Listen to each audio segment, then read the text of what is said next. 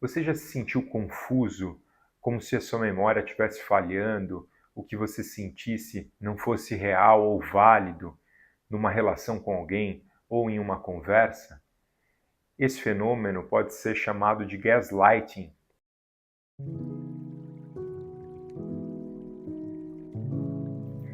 Meu nome é Vitor Cavenaghi, eu sou psiquiatra. Trago esse tema hoje para a gente estar conversando, que é um tema que pode permear as nossas relações, tá? E que causa bastante problema e sofrimento para quem é vítima, tá? O gaslighting, ele é um termo que ele vem, obviamente, do inglês, e ele veio de uma peça dos anos 1930, em que o marido da personagem, ele manipulava as luzes da casa, né, aumentando a intensidade, diminuindo a intensidade, apagando, e quando a personagem perguntava para ele se ele tinha feito aquilo, ele se negava. Tá? Isso, ao longo do tempo, foi levando a personagem a questionar, né, a sua própria sanidade do que estava acontecendo, uma vez que as coisas mudavam e ela passava a pensar que aquilo era coisa da cabeça dela, né? Então esse termo ele veio dessa peça e se a gente observar em algumas das nossas relações sociais isso pode acontecer também, né? Quando a gente está conversando com alguém, né, ou isso geralmente segue um determinado padrão, né? Tem pessoas que vão induzir esse tipo de comportamento no outro, né? Então, quando a gente está falando de alguma história, algo que aconteceu, se a pessoa fala, não é bem assim, né? Não foi isso que aconteceu, você está exagerando, o que você está sentindo não é real, você está enlouquecendo, né?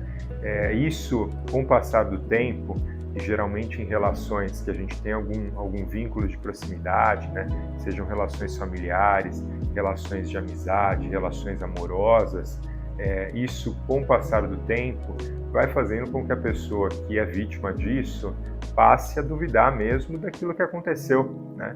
Passe a duvidar da sua própria memória, das suas capacidades, dos seus sentimentos, né? Isso vai levando a pessoa, com o passar do tempo, claro que é um sofrimento muito grande, e também a ter uma relação como se ela tivesse o tempo todo pisando em ovos, como se o que ela fosse falar não fosse real, ou fosse ser uma mentira, ou fosse ser um exagero, né? Então a pessoa ela passa a ter a sua autoestima completamente abalada, né? Quando isso acontece de maneira recorrente e feito por uma pessoa que ela tem alguma estima, algum tipo de vínculo, né? Isso, com o passar do tempo, pode levar a um certo isolamento da pessoa do mundo, né? A pessoa pode ir deixando de ter contatos, de fazer coisas que antes fazia, a pessoa pode viver com medo, né? E com o passar do tempo, isso de maneira recorrente pode levar a estados, a transtornos de ansiedade, a episódios depressivos, e mesmo quando isso é ainda mais intenso e grave, a episódios até de um transtorno de estresse pós-traumático. E como que a gente pode fazer para evitar isso ou para impedir que isso aconteça? Porque, enfim, como eu disse para vocês, são relações próximas com pessoas que a gente tem algum tipo de estima e que vão deteriorando com o passar do tempo a nossa saúde mental, né? Eu acho que o primeiro ponto que a gente pode e deve estar atento sempre é quando numa relação com o outro a gente sente algum tipo de desconforto, tá? Às vezes a gente não sabe nomear o que é, mas a gente tem um mal-estar nessa relação com o outro. A gente passa a não se sentir bem, a se sentir acuado nessa relação, a não poder ser transparente, né? A ter essa sensação realmente de estar pisando em ovos. Às vezes a gente não sabe exatamente o que é, mas é um mal-estar que vem interno e que a gente não pode negar isso, tá? Então, se você sente mal-estar em alguma relação com alguém, fique atento a isso, fique atento se isso se repete ao longo do tempo, converse com outras pessoas da tua confiança sobre isso, né? Leve isso daí para um processo de psicoterapia, para que isso possa ser elaborado, nomeado, identificado as causas, né? Não deixe de procurar ajuda, tá?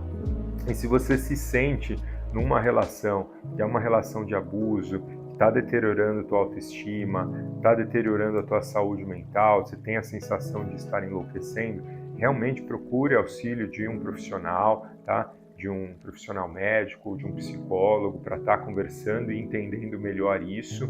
E se essa situação realmente te coloca em risco, se você se sente ameaçado, acuado, não deixe de procurar, obviamente, que as autoridades, né, policiais ou jurídicas, para que você tenha a tua proteção e isso não escalone para uma situação de risco ainda maior, tá bom? Bom, se você passa por esse tipo de situação, já presenciou esse tipo de situação, deixa o seu comentário, né? Deixa a sua dúvida para a gente poder manter esse canal aberto de comunicação, né? Se você gostou do vídeo, encaminha para alguém que ele possa ajudar, né? E se inscreva no canal para que a gente possa estar conversando sobre esse e outros temas em outras conversas, em outras oportunidades, tá? Agradeço pela sua atenção, um abraço grande e até uma próxima oportunidade.